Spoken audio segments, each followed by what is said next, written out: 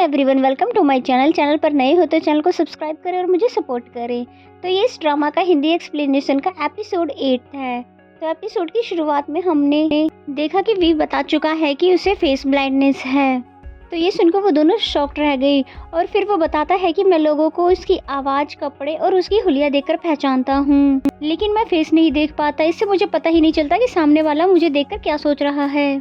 वो मुझे देख के खुश हो रहा है या मुंह बना रहा है या मुझे देख के तरस खा रहा है। वी की बातें सुनकर मिरिन बहुत ही ज्यादा इमोशनल हो रही थी। वही विग्नोई पूछती है, क्या मिरिन तुम्हें इस बारे में पता था? जिस पे वी बताता है कि नहीं, यानी कि ये बात सिर्फ मेरी फैमिली के अलावा और किसी को भी नहीं पता कि मुझे फेस ब्लाइंडनेस है। तभी तो मैं ये एप्लीकेशन बना रहा हूँ ताकि मैं इसका यूज कर सकूँ और जो मेरे जैसे लोग हैं वो भी इसका इस्तेमाल कर सके, क्योंकि मुझसे अच्छा ये कोई भी नहीं समझ सकता कि तकलीफ छुपाकर जीना कितना ज्यादा मुश्किल होता है। तो वी की बातें सुनकर मिरिन रोने लग जाती है। तो मिस विग्नोई पूछती है कि तुम क्यों रो रही हो? तो ये सुनकर वी उसके पास आ जाता है और मिरिन के फेस को टच करके पता लगा रहा था कि क्या ये सच में रो रही है। मिरिन के रोने की वजह से उसके चिक्स ठंडे हो गए थे। तो वो कहता है कि मुझे तुम्हारे ठंडे चिक्स बिल्कुल भी पसंद नहीं है, इसलिए तुम मत रोया करो। तो मिरिन कहती है, नहीं मैं रो नहीं रही, और अब मुझे समझ आया कि जब भी कोई आपके पास आता था तो मुझे क्यों बताना पड़ता था कि कौन आपसे बात कर रहा है और आप क्यों किसी को नहीं पहचानते थे। तो ये सुनकर मिरिन को जैसे तैसे वी चुप कराता है कि तुम मेरी वजह से रो मत। फिर हमें दिखाते हैं कि मिस नोई ने वी से फाइल ले ली है और ये कहती है कि अगर मुझे ये फाइल इंटरेस्टिंग लगा तो मैं तुम्हें खुद से कांटेक्ट करूंगी और इन्वेस्टमेंट भी करूंगी। और फिर ये कहकर यहाँ से चली जाती है। तब जाके वी के चेहरे पे मुस्कुराहट नजर आई और मिरिन कहती है कि मैं आपसे प्रॉमिस करती हूँ कि मैं हमेशा आपका साथ दूंगी ताकि उसे फेस ब्लाइंडनेस की वजह से कोई भी प्रॉब्लम ना हो। और फिर बताने लगी कि मैं अभी मुस्कुरा रही हूँ। तो ये सुनकर वी भी मुस्कुराने लगता है और फिर भी वहाँ से चला जाता है। पर मिरिन अभी भी उदास है ये जानकर कि उसको ये प्रॉब्लम उसकी मॉम के जाने के बाद हुई है। नेक्स्ट सीन में ये दोनों कार में होते हैं जहाँ पर मिरिन मोबाइल में कुछ सर्च कर रही थी। तो वी पूछता है कि तुम क्या कर रही हो? तो बताती है कि मैं आपकी प्रॉब्लम के लिए कुछ सर्च कर रही हूँ। और फिर कहती है कि देखिए मैं फिर से स्माइल कर रही हूँ क्योंकि मुझे प्रॉब्लम का सॉल्यूशन मिल चुका है। तो ये सुनकर वी भी मुस्कुराने लगता है। तो मिरिन कहती है, आप स्माइल करते हुए बहुत ही क्यूट लग रहे हो। तब वी मिरिन की इस बात को पकड़ लेता है और पूछता है, क्या मैं सच में क्यूट हूँ? तो ये सुनकर मिरिन चुप हो जाती है, क्या मैंने कुछ ज्यादा बोल दिया? तो फिर वी उसके फेस को टच करके बोलता है कि ये वर्म हो चुके हैं, मुझे अच्छा लगता है जब तुम ब्लश करती हो। तो मिरिन कहने लगी कि प्लीज आप ड्राइविंग पर ध्यान दीजिए। और फिर वो मन ही मन बहुत ही ज्यादा खुश होने लग जाती है। आई थिंक वो वी को लाइक करने लग गई है। और फिर थोड़ी देर में मिरिन का घर आ जाता है जहाँ पे उतरने से पहले वो बोलती है कि अब बस हमें 3 दिन का इंतजार करना पड़ेगा मिस विग्नोई का आंसर जानने के लिए, लेकिन अगर वो मानी नहीं तो क्या आपके पास कोई दूसरा ऑप्शन है? तो वी कहता है नहीं, यानी कि उन्होंने रिजेक्ट कर दिया मेरी एप्लीकेशन को, तो मैं समझ लूंगा कि मेरी इसमें कोई ना कोई मिस्टेक होगी, इसलिए तब मैं फिर अपनी एप्लीकेशन को इम्प्रूव करने की कोशिश करूंगा।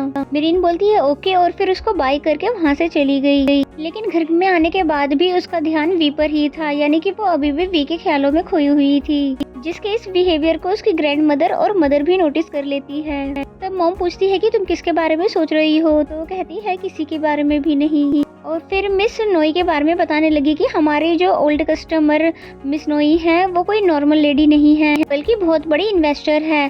तब ग्रैंड मदर ने बताया कि हमें तो इस बारे में पहले से ही पता है, तभी तो मैं तुमसे बोलती थी कि आंट नोई जैसा भी तुम्हें बोले वैसा ही करो, साथ ही वो तुम्हारी मॉम की पुरानी और अच्छी दोस्त भी है। तो ये सुनकर मिरिन और भी ज्यादा सरप्राइज हो जाती है, क्या सच में ऐसा है?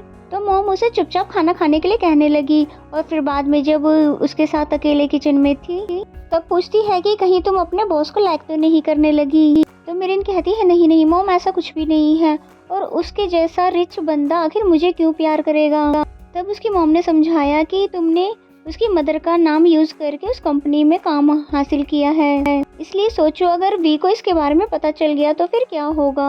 और बाकी चीजें चलो छोड़ो, अगर उसे ये पता चल गया कि तुम उसकी मॉम को भी जानती हो तो फिर क्या होगा? इसलिए तुम्हें जल्द से जल्द इस नौकरी को छोड़ देना चाहिए, इससे पहले कि प्रॉब्लम और भी ज्यादा बढ़ जाए।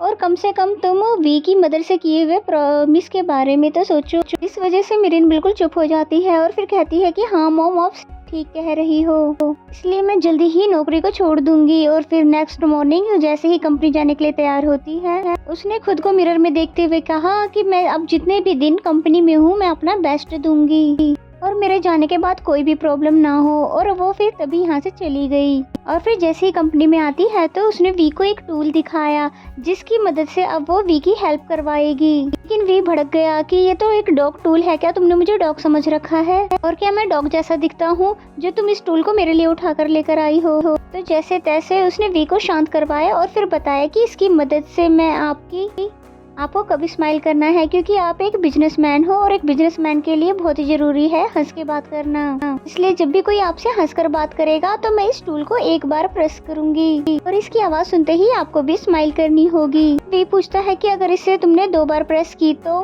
तब मिरिन बताती है कि तब आपको स्माइल नहीं करनी होगी। तो मिरिन की सारी बातें सुनने के बाद वी कहता है कि अगर ऐसा ही चलता रहा तो मुझे तो तुम्हारी आदत हो जाएगी। तो मिरिन कहती है नहीं नहीं ऐसा नहीं है, यानी कि जब भी मैं यहाँ से जाऊंगी तो आपकी न्यू सेक्रेटरी को सब कुछ समझा जाऊंगी और ये भी कि हॉट चॉकलेट कैसे बनाते हैं, तब तो आप परेशान नहीं होंगे ना। तो मिरिन की बातें सुनकर वी खड़ा हो जाता है और बोलता है कि पर मैं तुम्हें निकालूंगा क्यों, और अब तो हमेशा तुम ही मेरी सेक्रेटरी रहने वाली हो और खबरदार कि तुमने कहीं भी जाने की सोची। तब ये सुनकर मिरिन बस वी को देखती ही रह जाती है। तभी वी ने 2+ किया और कहता है कि अब तुम्हें पता है कि ना हमें क्या करना है। और फिर हम देखते हैं कि वी मिरिन के साथ कंपनी के अंदर आता है और अपने सभी कलीग्स से बात करने लगा। उसकी मदद मिरिन करवा रही थी, पर कंपनी के सभी लोग आज हैरान हो गए कि मिस्टर वी को हो क्या गया है जो ये हमसे हंस के बात कर रहे हैं, नहीं तो इससे पहले तो सिर्फ ये हमें इग्नोर किया करते थे। पर इन सभी को क्या पता कि मिरिन टूल की हेल्प से की मदद कर रही है। वही चैनन और उसकी सेक्रेटरी भी ये नज़ारा देखकर शॉक्ड हो गए। चैनन की सेक्रेटरी बोलती है कि मैंने पहली बार मिस्टर वी को स्माइल करते देखा है, यानी कि लगता है मिरिन अपना जॉब अच्छे से कर रही है। तो चैनन उसे कुछ भी नहीं बोलता कि तभी वहाँ पर तानिया भी आ गई, जिसने पहले चैनन से बात की। फिर जैसे ही उसकी नज़र वी पर गई कि वो कैसे आज सभी को देखकर स्माइल कर रहा है, ये देखकर वो हैरान हो जाती है और फिर तभी वो वी के पास आने लगी। तभी मिरिन वी को बता देती है कि मिस तानिया आ रही है तो उनसे भी स्माइल करके मिलना। लेकिन वी स्माइल करता ही नहीं क्योंकि उसे तानिया बिल्कुल भी अच्छी नहीं लगती। तब तानिया बोलती है क्या तुम मुझे देखकर स्माइल नहीं करोगे।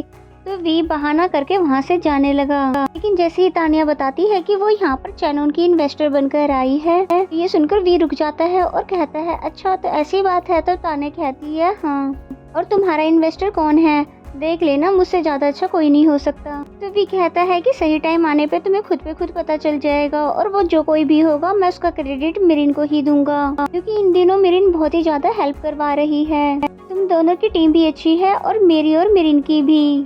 कि तभी मिरिन का हाथ पकड़कर उसको अपने साथ लेकर जाने लगा। ये सब देखकर तानिया को बिल्कुल भी अच्छा नहीं लगता, तो वो गुस्सा करते हुए बोलती है कि हमारी कंपनी को जितने भी इन्वेस्टमेंट की जरूरत है मैं वो सब कुछ दूंगी, लेकिन पहले तुम इस मिरिन को इस कंपनी से बाहर निकलवाओ क्योंकि ये मुझे बिल्कुल भी पसंद नहीं है। और फिर गुस्से में यहाँ से चली जाती है बिना चैनन की कोई भी बात सुने हुए।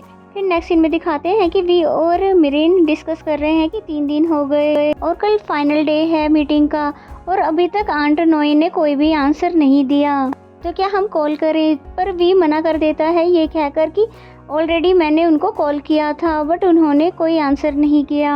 हमारे पास कोई दूसरा रास्ता नहीं है सिवाय उनके आंसर का इंतजार करने के अलावा। तो ये सुनकर मिरिन परेशान होने लग जाती है कि भला अब कल क्या होगा। और इसी सीन के साथ ये एपिसोड यहीं पे खत्म हो जाता है। तो मेरा एक्सप्लेनेशन अगर अच्छा लगे तो वीडियो को लाइक करें और कमेंट करके जरूर बताएं ये एपिसोड आपको कैसा लगा।